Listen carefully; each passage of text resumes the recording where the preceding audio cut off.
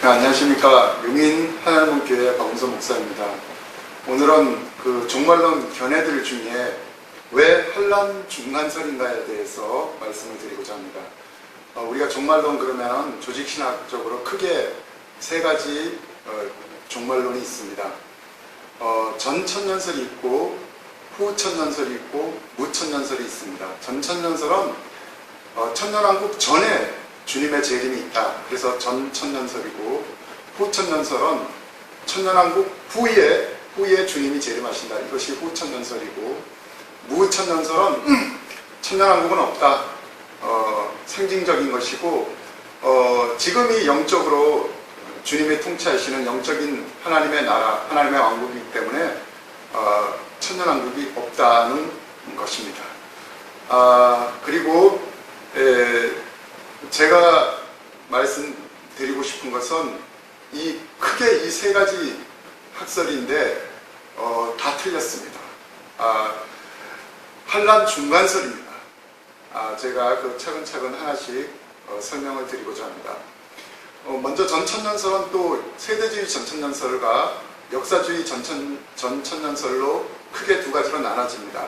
세대주의 전천년설은 뭐냐면은 환란전, 흔히 환란전 휴거설이라고 해서 7년 대환란 전에 전에 마지막 다니엘서 9장 27절에 말하는 이제 한일의 언약이 우리 인류에게 남아있는데, 이 7년 환란 전에 적그리스도가 출현하기 전에 교회에 휴거가 있다. 그리고 이때 딜림받은 휴거가 된 성도들은 우리 주님과 함께 천국에서 7년 혼인잔치에 들어간다. 이렇게 주장하고 있고, 대부분의 미국 교회와 또 우리나라에서도 이 세대주의 전천년설을 이렇게 믿는 목회자들이나 성도분들이 많은 줄 압니다.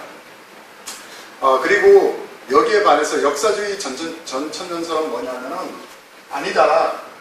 교회는 성경의 수많은 구절들이 가리키는 것 같이 이 땅에서 환란을 다 지나야 된다. 7년 환란을 다 겪고 이때 주님의 이례적인 재림이 있고 그 다음에 천년왕국으로 들어간다. 이렇게 역사주의 주장하는 것이 역사주의 전천년설인 것입니다.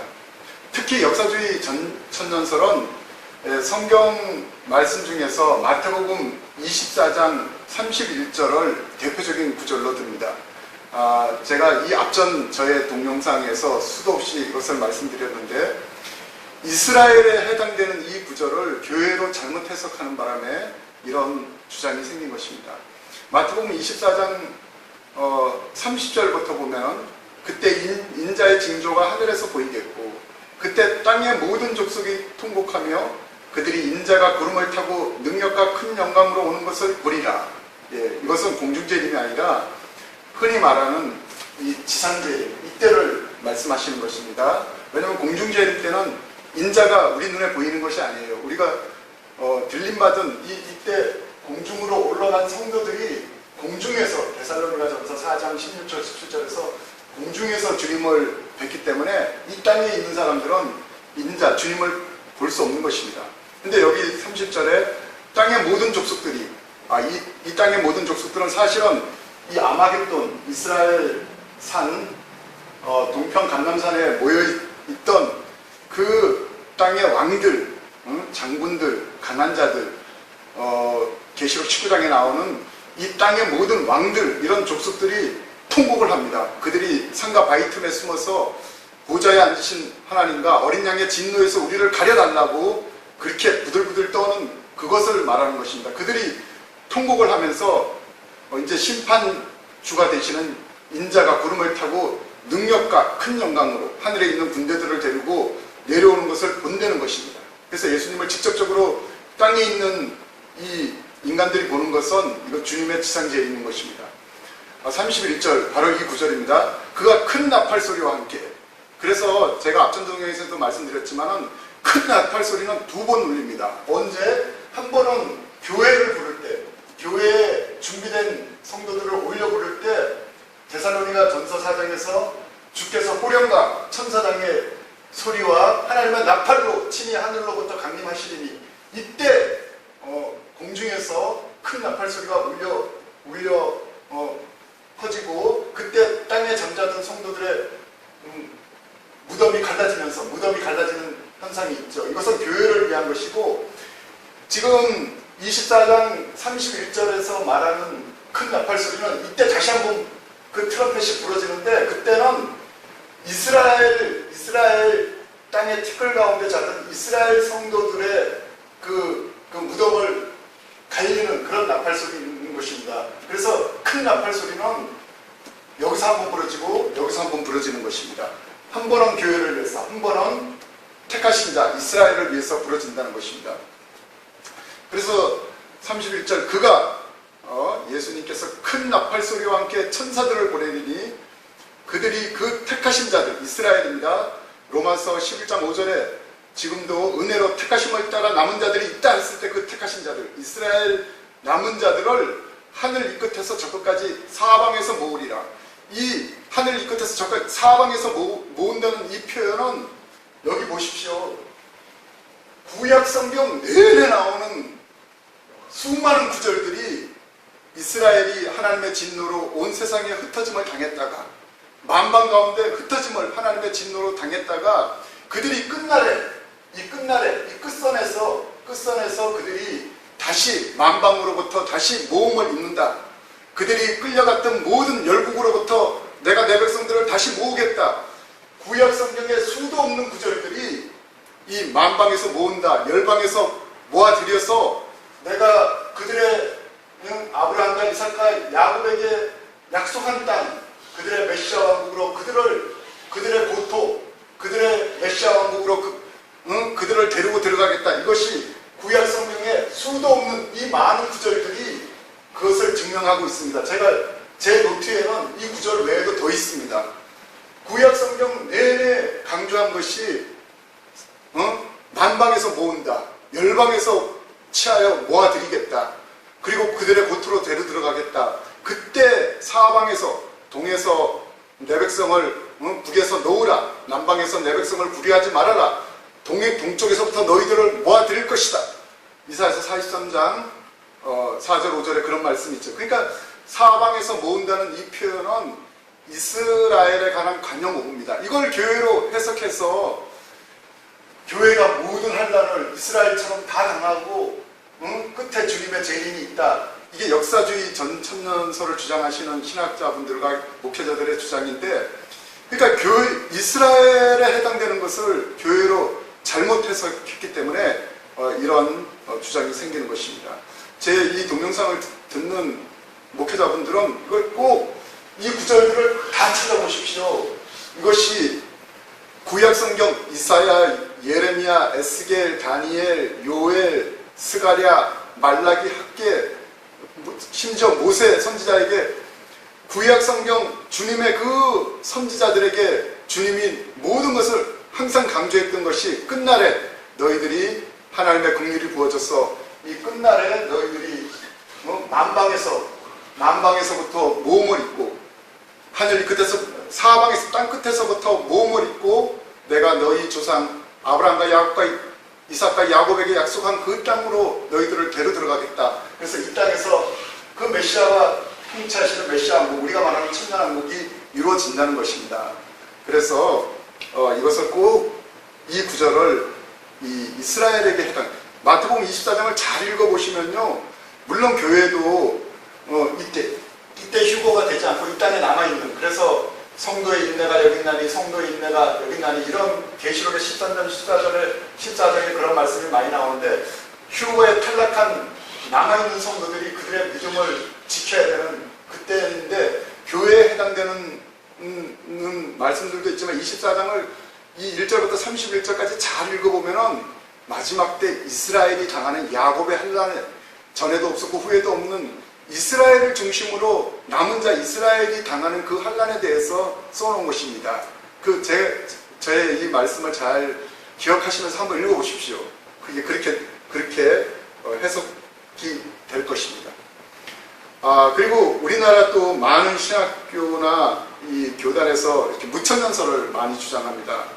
그러니까 교회 시대가 이렇게 지금이 이 영적인 주님의 통치, 영적인 왕국이기 때문에 계시록 20장에서 말하는 문자적인 천년왕국은 없고, 교회가 이 역사주의처럼 환란을 다 겪다가 주님의 재림이 있다, 이렇게 무천년설에서 주장을 하는데, 천년왕국이 이 땅에 있습니다. 이 구절들을 다시 한번 읽어보면 이게 천년왕국에 관한 구절들입니다. 또 똑같이 이스라엘이 모험을 입어서 이 땅에서는 메시아가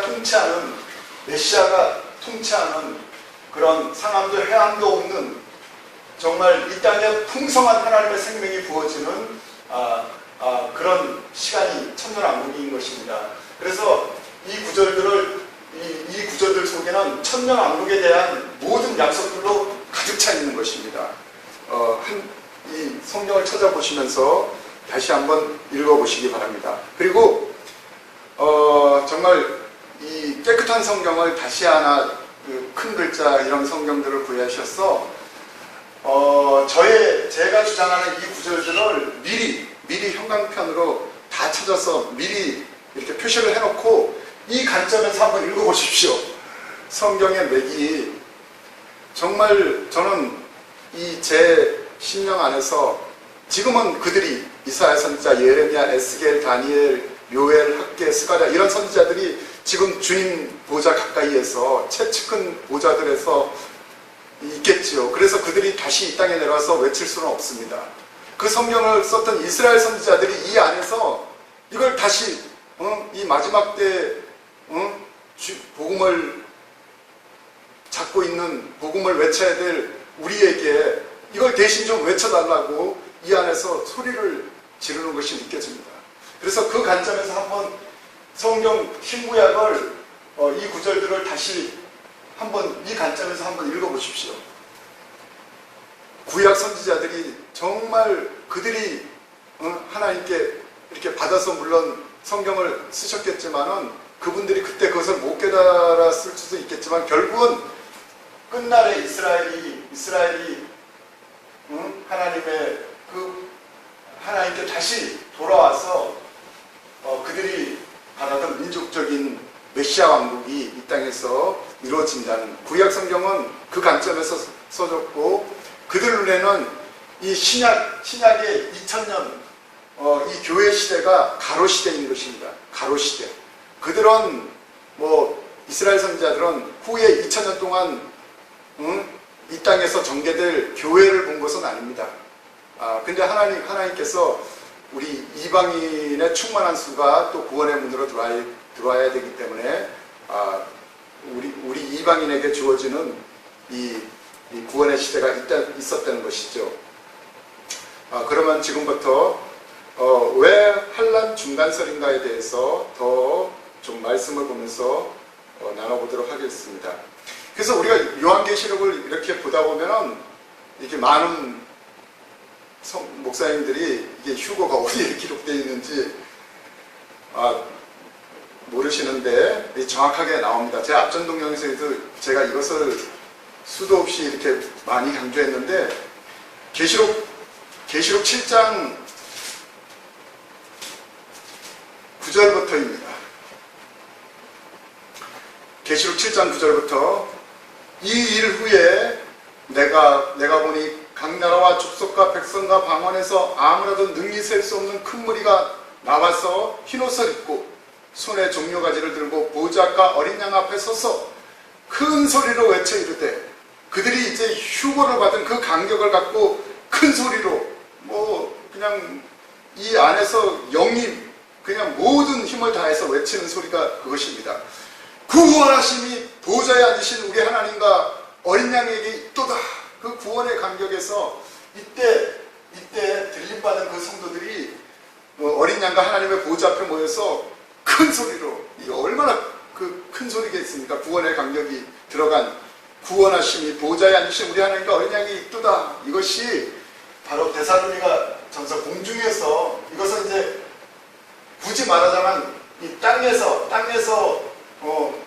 부활된 성도들이 올라가는 이것을 기록한 것이라면은 하늘에서는 벌써 그들이 보좌 앞에까지 올라가서 그들이 구원의 간격을 그렇게 큰 소리로 외쳤다는 것이죠. 그래서 계시록 요 7장 9절과 17절 요 구절이 바로 계시록에서는 휴거의 구절인 것입니다. 근데 왜 환란 중간선인가? 6장까지가 지금 이게 7장에 있는 일이고 6장까지가 첫 번째부터 여섯 번째 인재앙입니다. 그래서 제가 여기서 표시를 해놨지만은 첫째인이 유대인의 메시아의 모습. 이가 왜냐하면 제3성전을 지어주기 때문에 국제적으로 그 일을 하기 때문에 수많은 유대인들이 언젠가 메시아가 와서 우리의 성전을 지을 것이다. 그 스가랴서 6장 12절 13절을 굳게 믿고 있기 때문에 지금 거짓 그리스도가 나타나서 흰말을 탄 그 거짓 그리스도, 이게 첫째인이고, 둘째인은 이 나라와 민족 간의 전쟁, 셋째인은 처처의 기근과 지진, 사망, 이것이 넷째인이고, 다섯째인은 그들의 가진 증거와 말씀으로 인하여서 묵배임 받은 그 순교자들입니다. 그리고 제가 저의 동영상 수도 없이 말씀드렸지만 여섯째인은 그 인 내용이 세상 왕들이 산과 바위 틈에 들어가서 하늘에서부터 내려오는 주님의 그 군대를 보고 기절을 해가지고 그들이 산과 바위 틈에 들어가서 소리 지르는 거기 때문에 심판 당하기 직전 상황이기 때문에 여호와의 날, 큰 날에 그 심판을 당하는 것입니다. 이 구절들이 그것을 말씀해 드리고 주고 있고, 이 여섯째 인을 왜 여기서 여기다가 안 놓고 이렇게 해석해야 되냐면, 그래서 예수님께서 나연수 목사님에게 말씀하시기를 저 천국에서 이 여섯째 인이 감추어진 비밀이다. 이 수많은 신학자와 목회자들이 이 계시록을 해석 못하는 결정적인 것이 이 여섯째 인이 여기서 일어나는 일을 이 인재앙에다가 기록을 해놨기 때문에 성경을 이렇게 풀어도 안 되고 저렇게 풀어도 풀 수 없었다고 말씀을 하시는 것입니다. 여섯째 인이 실제적으로 이루어지는 것은 이때 지상재인, 심판 때 이루어지는 것입니다. 그리고 이제 8장 1절에 보면 일곱째 인을 떼실 때 하늘이 반시쯤 고요하더니, 이게 반시 동안인데요. 반시 동안. 이때 하늘이 고요할 때 주님이 준비된 신부들을 불러 올리는 것입니다. 그래서 환란 중간설이 왜 환란 중간설이냐면 이렇게 여섯째 이렇게 인재앙이 지나고 그 다음에 일곱째 하늘이 반시 동안 고요할 때 교회를 불러 올린다 이거예요. 그래서 이 반시 동안이라는 단어 자체가 이 7년 환란의 이 절반의 그 휴거 사건이 일어난다는 것입니다. 그리고 우리가 또 성경에서도 이 마태복음 25장에 보면은 이제 열처녀 비유가 나오지 않습니까? 그때 신랑이 더디어 온다 이거예요. 우리가 생각하는 것보다.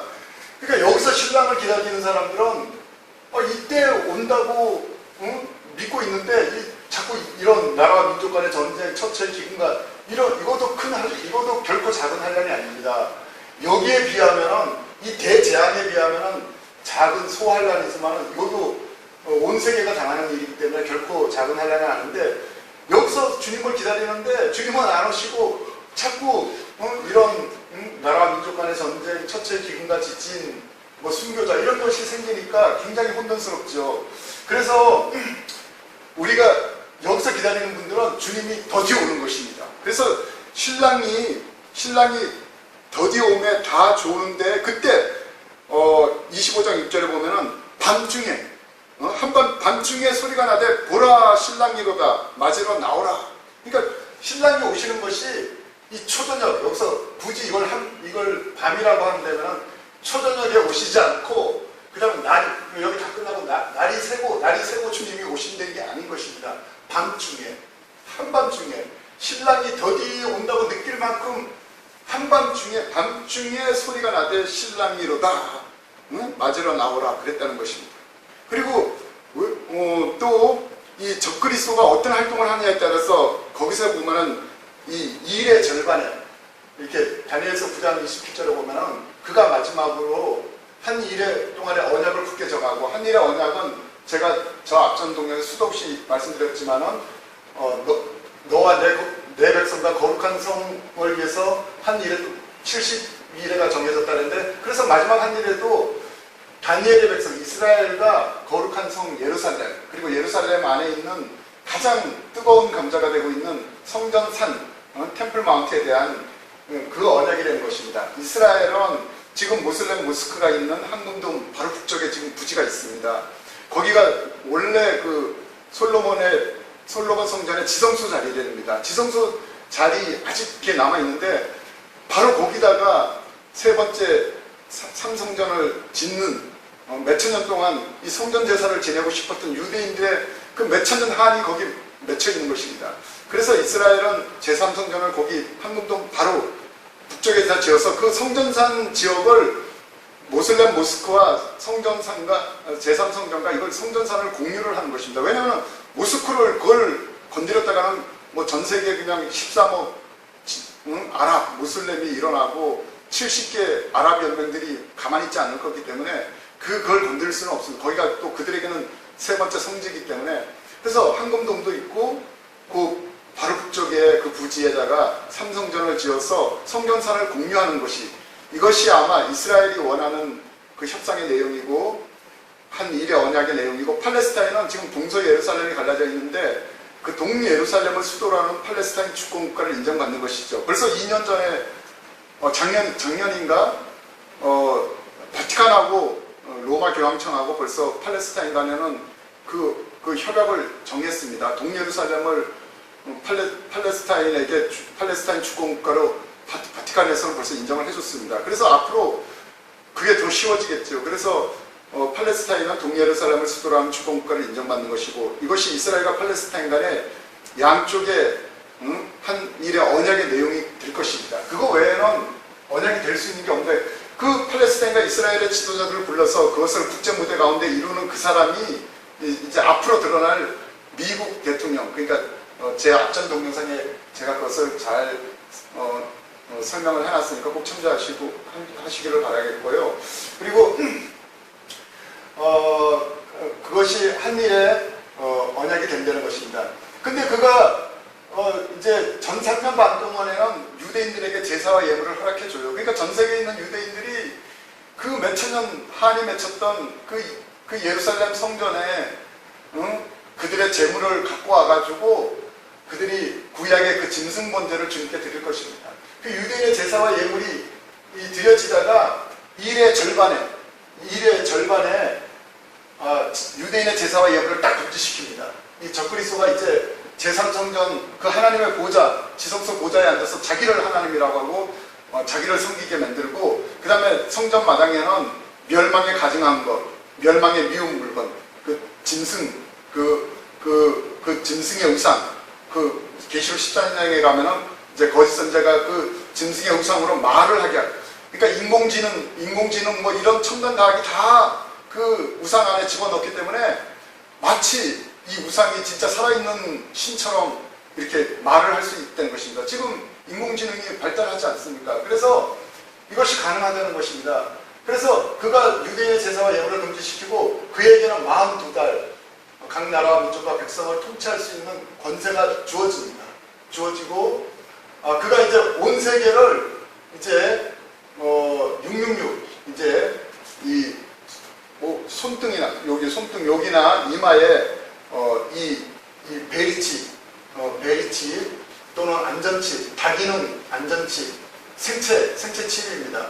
이것을 통해서 이걸 받지 않으면 이때까지는 이제 공고사항으로서 받으라고 막 국가적으로 홍보를 할 것입니다. 막 대통령들이 이걸 받는 홍보를 할 겁니다. 절대 받으면 안 됩니다. 불과 유황못입니다. 그래서 뭐 나는 예수님 믿는데 뭐 이런 거 받는 게 무슨 상관이 있나요? 내 구원하고. 아닙니다. 계시록 14장에 누구든지 이 짐승의 표를 받게 되면은 불과 유황못에 던져놨습니다. 뭐 목회자든 신분에 아무 상관없이, 그러니까 주님께서 이거는 이 선악과처럼 이 중요하게 여기는 부분이니까 절대 받으면 안 되고, 그래서 온 세계를 이 다기능 안전칩으로 온 세계를 통치를 할 것입니다. 그래서 여기 보면은 이때는 완전히 대재앙입니다. 하늘에서는 나팔 재앙이 3분의 1씩 멸망당하는 나팔 재앙이 떨어지죠. 여기 또 대접 재앙이 남았죠. 그러니까 이 결정적으로 대재앙, 큰 아주 전에도 없고 후에도 없는 이런 인류의 이 마지막 재앙은 이 후 3년 반입니다. 1260일, 42달, 한때, 두때, 반때인데, 그래서 주님이 이런 교회도 이 전 3년 반에 이 환란을 통해서 신부들을 1차적으로 올리고 이제 이 적그리스도가 통치하는 이 후 3년 반 직전에 교회를 끌어올리는 것이죠. 그래서 이 환란 중간선인 것입니다. 환란 중간에 이 적그리스도의 극심한 이 후 3년 반 전에 교회를 끌어올리는 것입니다. 그래서 계속 말씀드리면 교회도 이 주님의 교회도 이 전 3년 반이라는 이 환란의 이 연단의 시간을 통해서 우리 신부들이 예수 그리스도의 신부들이 더 정결함을 입고 희게 된다는 것입니다. 희게. 우리에게 이미 쌍합과 예복을 다 지금 입히고 있는데 그 예복을 더 희게 정결케 하는 시간이 주어진다는 것입니다. 그래서 이때까지 잘 준비된 그 알곡 성도들을 올리는 것입니다. 그 다음에 이제 특히 이 후 3년 반은 이 휴거에 탈락한 이 땅에 남아있는, 그래서 성도의 인내가 필요한 그런 성도들과, 그다음에 특히 민족적으로는 야곱의 환란인 것입니다. 한때와 두때, 반때, 전에도 없었고 후에도 없는 그 야곱의 환란인데, 이 야곱의 극심한 환란을 통해서 이스라엘 중에 다니엘서 12장 3절에 그때 지혜로운 자들은, 이스라엘 중에 이제 예수님을 영접한 그 지혜로운 자들은 궁창의 빛과 같이 빛날 것이요 많은 사람을 옳은 대로 돌아오게 하는 자는 별과 같이 영원토록 비치리라. 이스라엘 중에서도 수많은 사람들이 이 야곱의 환란을 통해서 이스라엘 남은 자죠. 택하심을 따라 남은 자들인데, 그들이 연단을 받아 스스로 정결케 되고 희게 되고, 또 그 지혜로운 자들이 수많은 이스라엘을, 자기 민족을 또 이 주님께로 인도해서 궁창의 빛과 같이 빛나고 많은 사람을 옳은 대로 들어오게 해서 하늘의 별과 같이 영원토록 빛나는 그런 상급이 이때 주어진다는 것입니다. 그래서 하여간 최종적으로 주님께서 이 아말렉돈의 심판을 하면서 이 땅에 내려올 때, 그때 이 구절은 이스라엘 땅의 티끌 가운데 젖은 이스라엘이 이스라엘 무덤이 갈라지고 거기서 이스라엘이 부활을 해서 그들의 메시아를 만나서 그들의 메시아, 우리가 말하는 천년왕국으로 들어간다는 것입니다. 제가 마지막으로 강조하고 싶은 것이, 우리에게 정말로 이 시간표가 왜 중요할까요? 제가 기도하면서 이렇게 아무리 곰곰이 생각을 해보니까 이 시간표가 정확하지 않으면 수많은 성도들이 엄청나게 지금도 적그리스도가 미혹을 하는 시간입니다. 이 전에도 없었고 후에도 없는 이 미혹의 시간이기 때문에 신앙을 잃어버릴 염려가 너무나 많고 믿음이 흔들릴 수밖에 없는 시간인 것입니다. 우리가 야간 산행을 할 때, 자기가 한 번도 가보지 않는 그 밤 야간 산행을 한다고, 높은 산을 산행을 한다고 한번 쳐보십시다. 근데 누구나 한 번도 안 가본 미래의 우리 앞으로 다가올 시간이 마치 야간 산행과 같은 것입니다. 깜깜한데 오로지 말씀만 붙잡고 가야 되는데, 그 이정표를, 정확한 시간표를 알고 행군을 하는 사람하고 그것을 그냥 헷갈리고 막 모르는 상태에서 불안에 떨면서 가는 거하고 누가 정상까지 올라가기 쉽겠습니까? 정말 이 이정표에 대한 설명도 안 듣고, 또 장비도 초라하고, 또 믿음도 약한 사람들이 올라가다가는 발을 헛디고 그 함정에 빠지거나 절벽에 떨어지거나 계곡에 빠져서 그냥 자기 믿음을 잃어버리고 엉뚱하게 육육표 받고, 이런 현상이 너무나 일어날 것입니다. 그런데 이 시간표를 이렇게 정확하게, 제가 이 앞전 동영상에도 말씀드렸지만 주님은 이 안에 정답을 다 기록해 놓으셨습니다. 구약의 수많은 구절들과 우리 계시록, 다니엘서, 신약의 모든 구절들을 합하면은 사실은 몇 년, 몇 월, 며칠 이런 것만 안 나와 있지, 이 순서는 공식처럼 다 나와 있는 것입니다. 이 성경의 예언의 말씀들은 그 말씀들이 다 적용되는 정확한 번지수를 이 말씀들이 정확하게 모두 여기에 해당되는 그 번지수들을 다 갖고 있는 것입니다. 그래서 우리에게 이제 계시의 점진성에 의해서도 그렇고, 이제 정말로 이 계시록 정답 해석이 이제 우리 인류 가운데 주어질 시간이 된 것입니다. 왜냐하면 이것이 여태까지 안 풀렸다 할지라도 이제 때가 때이니만큼 주님이 이 계시록 정답 해석도 없이 그냥 온 인류가 그냥 이런 마지막 시간을 허락하지는 않을 것입니다. 이제는 때가 때이니만큼 계시의 잠재성에 있어 이 종말론, 이 계시록 정답 해석이 우리나라와 온 인류 가운데 이제 전해지게 되었고, 제가 너무나 부족한 사람이지만은 주님께서 단연간에 거쳐서 이것을 연구하게 했고, 제 자신이 성경을 많이 보고 또 수많은 다른 종들의 계시록 해석을 어떻게 하나 동영상으로 많이 들어봤습니다. 그러면서 주님께서 여기서 이걸 택하게 하고 이 보화를 죽게 하고 깨닫게 해서 이제 이 분석표, 이 계시록 해석이 주어졌고, 저는 이것이 우리에게 주어진 정답 해석이라고 감히 드릴 수가 있습니다.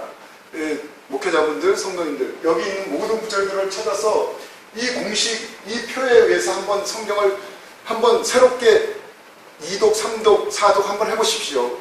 이것이 얼마나 정말 이 성경에 제가 건물로 말하면은 기본 아주 깊숙이 감춰진 빈, 애치빈 같이 이 성경이 골조라고 했습니다. 66권은 주님의 계획, 주님은 이 근간을 갖고 66권을 기록을 하셨다고 제가 뒤에서 해석을 해보니까 그렇게 됩니다. 이것을 근간으로 해서 성경 66권이라는 살이 붙은 것입니다. 그래서 주님의 이 정말 깊이 감춰진 이 해석, 종말론 해석을 꼭 참고하시고, 우리가 이 정확한 이정표를 알고 등산을 하게 되면 그만큼 위험 요소가 나타났을 때 그것을 이길 수 있고 극복할 수 있고 피할 수 있는 방법이 있는 것입니다. 이것을 모르고 가다가 함정에 떨어지는 수가 너무나 많기 때문에 이것을 듣는 분들께서는 꼭 저의 이 동영상을 기억하시고 이 구절들을 찾아가면서 확인해 보시기 바랍니다.